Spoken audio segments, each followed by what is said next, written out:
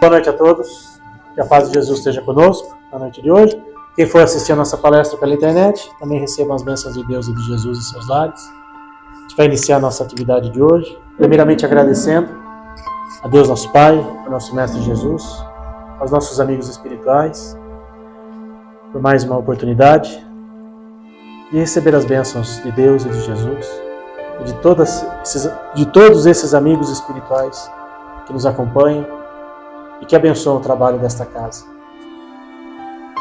Que cada um que está aqui presente na noite de hoje receba aquilo que veio buscar, aqueles que estiverem em seus lares, que também sejam atendidos e socorridos em suas necessidades. Iniciando o nosso trabalho de hoje, fazendo a oração de São Francisco, que é o patrono da nossa casa. Senhor, fazei-nos um instrumento de vossa paz. Onde houver ódio, que eu leve o amor. Onde houver ofensas, que eu leve o perdão. Onde houver discórdias, que eu leve a união. Onde houver dúvidas, que eu leve a fé. Onde houver erros, que eu leve a verdade.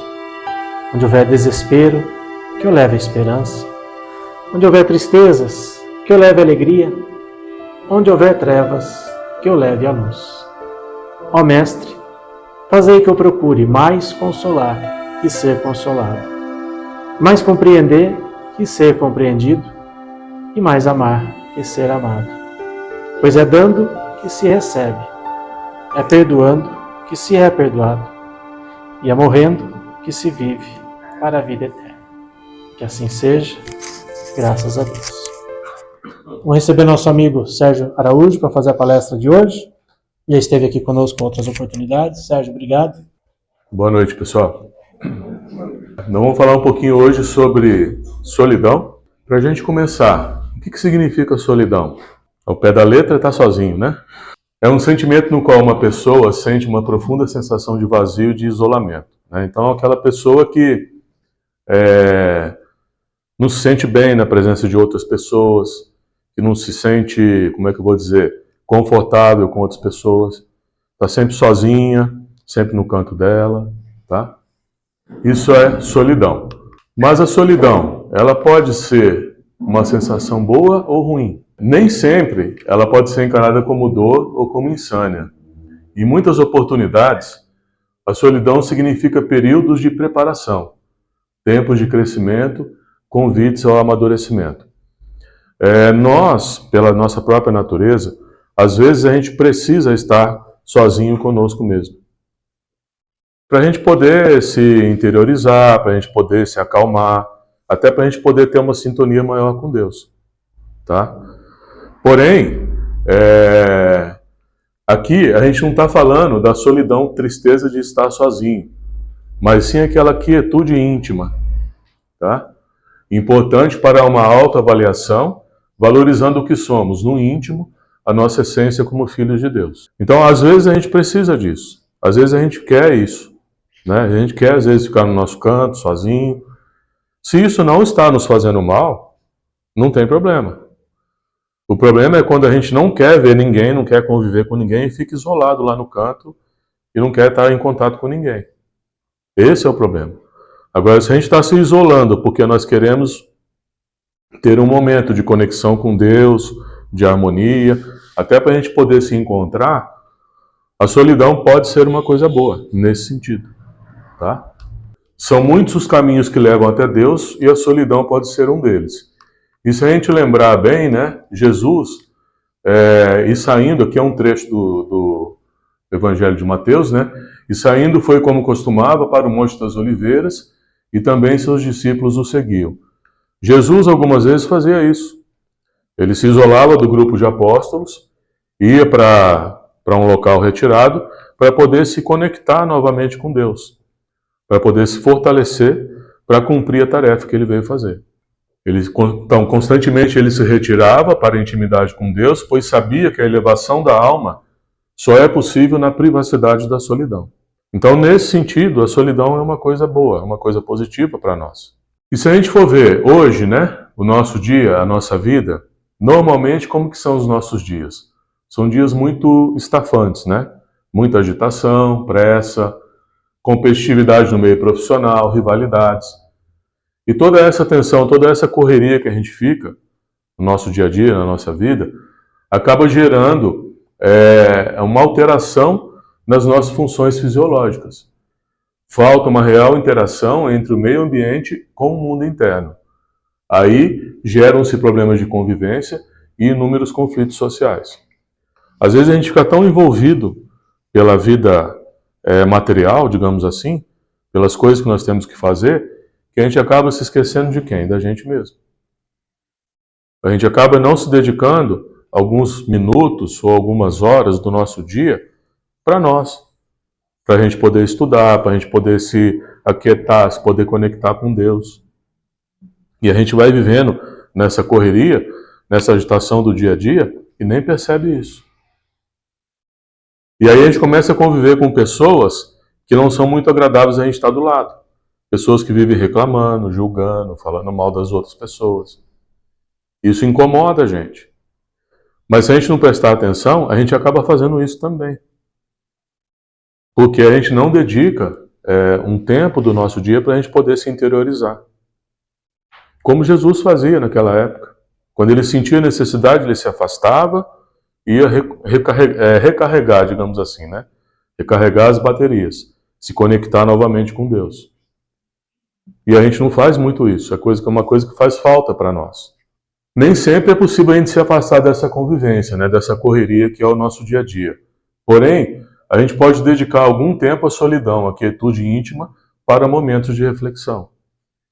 Isso, se a gente conseguir fazer, vai nos ajudar muito na nossa vida, no nosso dia a dia, tá? E durante esse momento, o que acontece? Nesse momento de quietude íntima, abre-se um canal para Deus. Nessa condição, temos a certeza de que não estamos sozinhos. E a voz de Deus começa a falar em nós, né? Tá entre aspas, porque fala internamente com a gente. A gente começa a captar as energias positivas, as energias divinas, e que nós ouçamos com os ouvidos internos, pois ninguém pode assimilar bem uma experiência que não provenha de sua própria orientação interior. Quando a gente consegue ter esses instantes, né, de quietude íntima, a gente faz uma prece, faz uma oração, pode colocar uma musiquinha suave para tocar, pode fazer uma leitura, e a gente começa a fazer essa conexão com o plano espiritual, a gente recebe muito nesse momento. A gente recebe muitas informações, respostas para o que a gente quer fazer, para questões que a gente está enfrentando na nossa vida. O ponto é, o quanto que a gente faz isso, né? A gente não lembra de fazer essas coisas. A gente fica tão envolvido no nosso dia a dia que a gente não para um pouquinho para ter esses momentos. Que faz falta para nós. Que é importante para o nosso processo de reforma íntima. Ninguém é capaz de seguir a sua verdadeira estrada existencial se não refletir sobre a sua essência.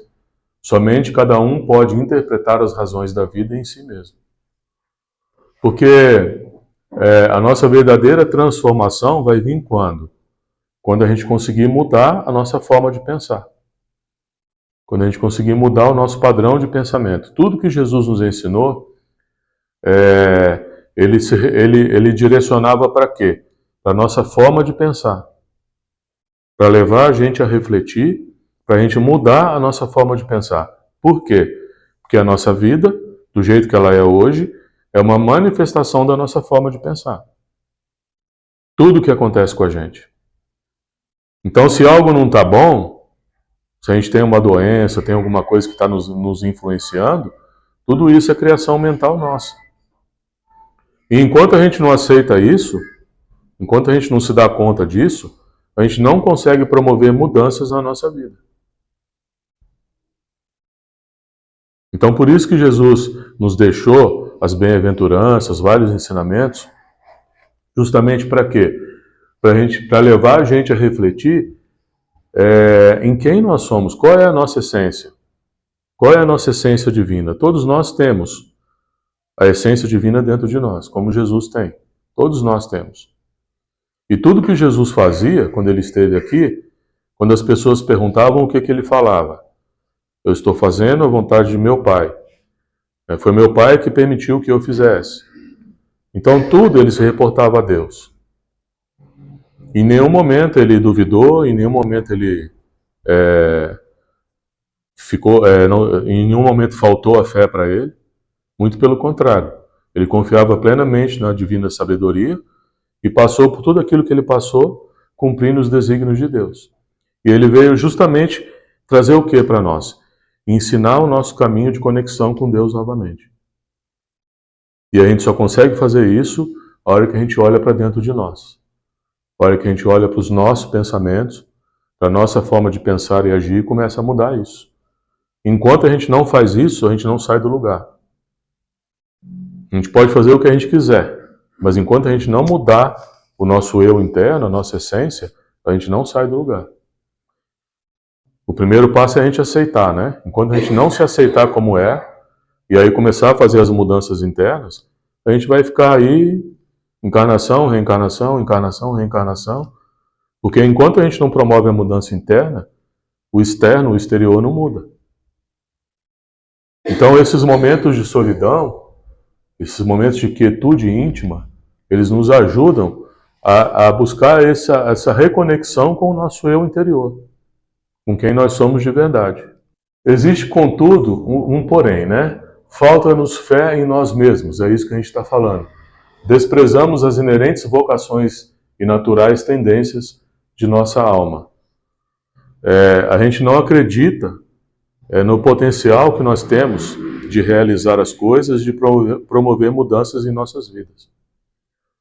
A gente ainda não acredita nisso. Falta para nós fé em Deus, em nós mesmos, confiança em Deus e autoconfiança, que a gente acha que a gente não consegue. Se a gente olhar de novo na época de Jesus, quem eram os apóstolos? Os apóstolos eram pessoas do povo, pescadores na sua grande maioria. Tinha um ou outro lá que era cobrador de impostos, o outro lá, o Judas, que era um pouquinho mais esclarecido. Porém, a grande maioria deles eram pessoas normais, pessoas simples. Jesus pegou essas pessoas durante 3 anos, ensinou, passou para eles todos os ensinamentos. Jesus foi crucificado, ressuscitou, apareceu entre eles de novo. E mesmo assim, o Tomé, né, todo mundo conhece a história, ainda não acreditava. Ele teve que ver para acreditar, né? Mesmo assim, depois de muitos anos que aconteceu tudo isso, que os apóstolos começaram a fazer as coisas que Jesus fez. Começaram a curar doentes, curar pessoas, expulsar os demônios, exatamente igual Jesus fez, depois de alguns anos. E Jesus falava, vocês podem fazer tudo o que eu faço e muito mais. Basta vocês quererem. Os apóstolos não acreditavam nisso, começaram a acreditar depois. E a gente é a mesma coisa. A gente pode fazer muito, mas para isso, a gente precisa descobrir quem nós somos lá dentro. E esses momentos de quietude íntimas nos ajudam nesse processo. Rejeitamos a nossa essência, né, esquecendo de perceber a presença de Deus vibrando em nossa alma. Nos esquecemos de nós mesmos, aí sim vem o sentimento de tristeza de estar só, mesmo rodeado das pessoas mais importantes e queridas de nossa vida. Se a gente não tem essa conexão, né, com o nosso eu interior, porque assim, para a gente ser feliz, a gente só precisa de uma pessoa para ser feliz, que somos nós mesmos, tá? Se a gente não estiver feliz com a gente não vai ser mais feliz com ninguém. Pode ser quem for. Então, para você ser realmente feliz, primeiro você precisa estar feliz com você. Se você não tiver, você pode casar com quem você quiser, você pode viver com quem você quiser, que você não vai ser feliz. Porque a felicidade é algo interno, ela não é externa. Se nós estamos felizes, nós vamos ser felizes com uma outra pessoa que também está feliz. Aí sim a gente consegue ter a felicidade, tá? Agora, se a gente não está feliz com a gente mesmo, se a gente não busca essa conexão com Deus, a gente começa a rejeitar quem nós somos. Começa a rejeitar a essência divina que está dentro de nós, tá? Aí, o que acontece? Aí a gente começa a ter ou desenvolver esse sentimento de tristeza de estar só. Esse é o problema. Essa é a solidão que a gente falou lá no começo. Aí a gente começa a se sentir solitário.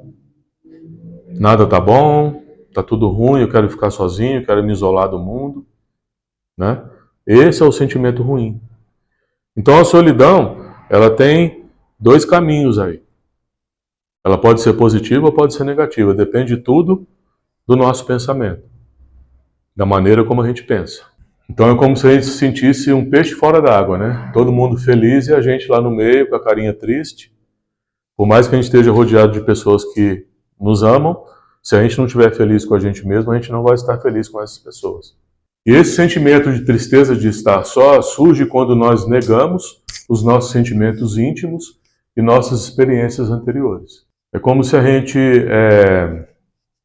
se anulasse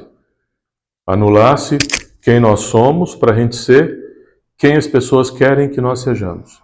Muitas vezes a gente cria uma existência idealizada para nós mesmos que é uma fantasia mental. As pessoas ditam como devemos ser e nós buscamos esse modelo de perfeição para sermos como querem que nós sejamos.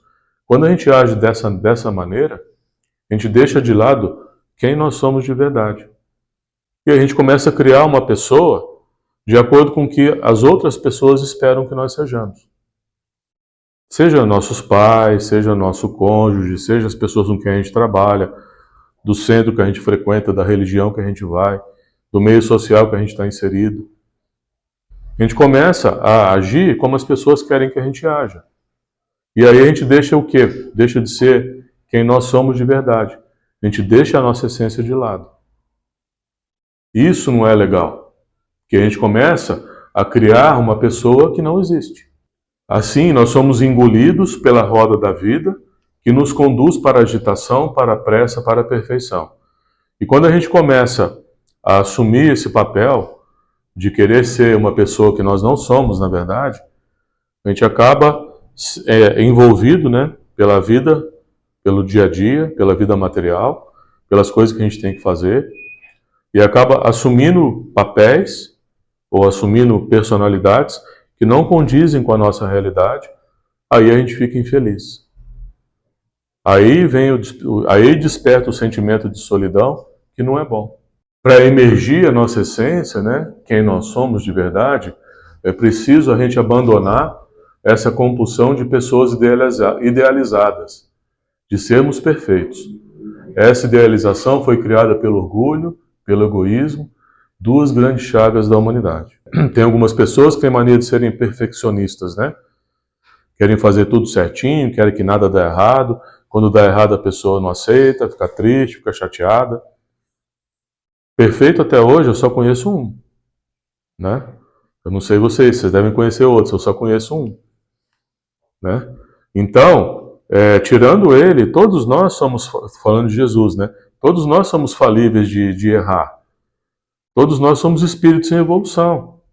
Estamos aí trabalhando para sermos melhores a cada dia. Então nós vamos errar, nós vamos cometer erros. Todos nós.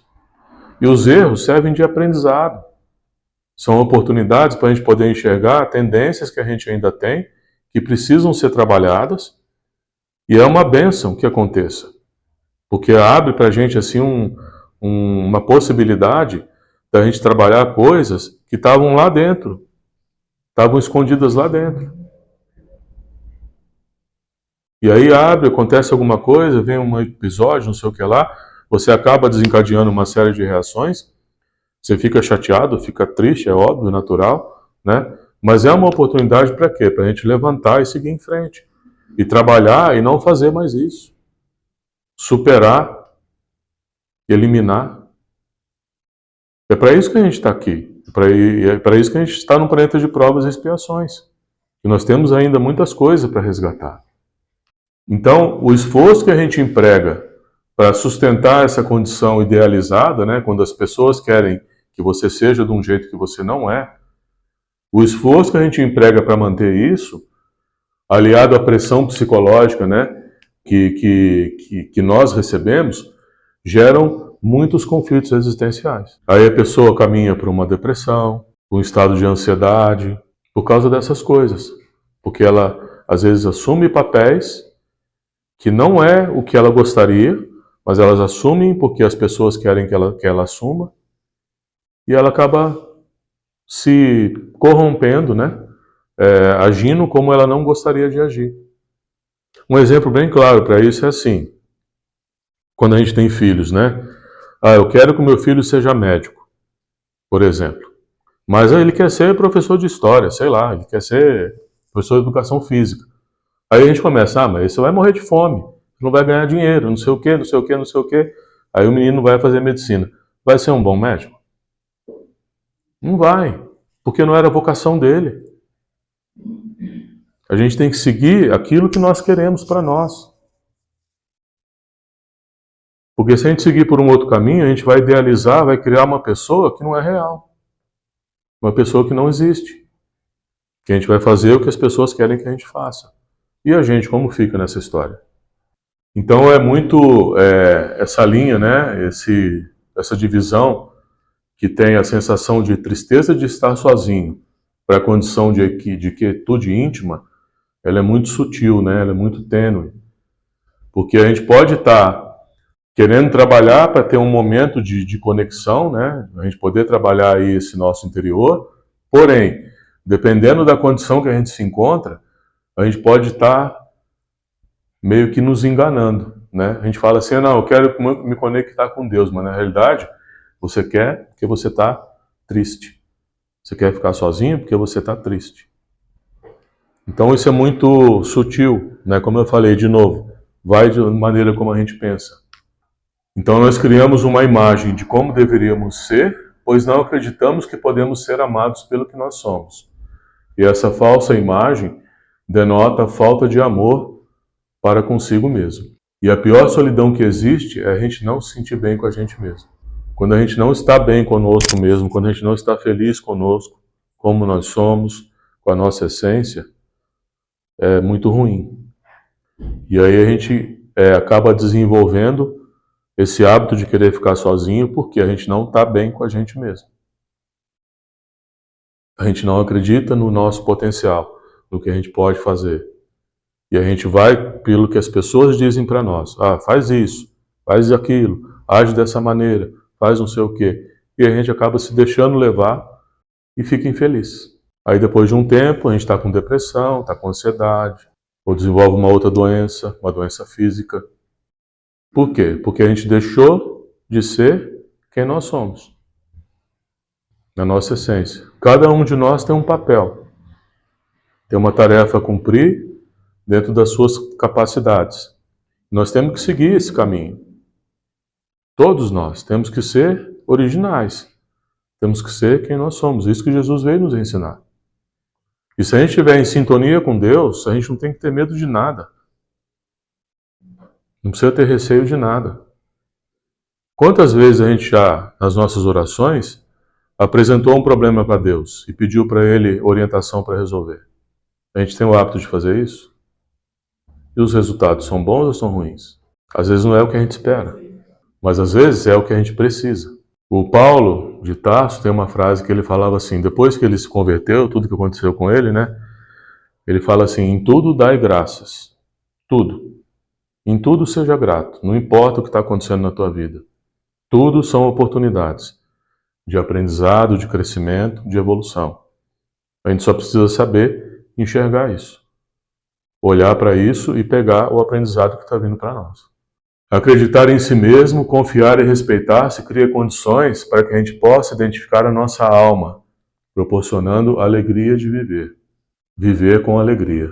Acreditar em si mesmo e se amar cria condições para amar ao próximo e ser amado. Jesus não falou assim, né? Amar a Deus acima de tudo e ao próximo como a si mesmo, né? Como que a gente vai amar uma pessoa se a gente não se ama? Como que a gente vai amar a Deus se a gente não se ama? Então ele botou uma condição, amar a Deus e ao próximo como a si mesmo. Desenvolver o auto-amor. Acreditar no que você pode fazer, ter fé e confiança. Se aceitar como é e seguir em frente. A verdadeira alegria está em ser alegre com si mesmo.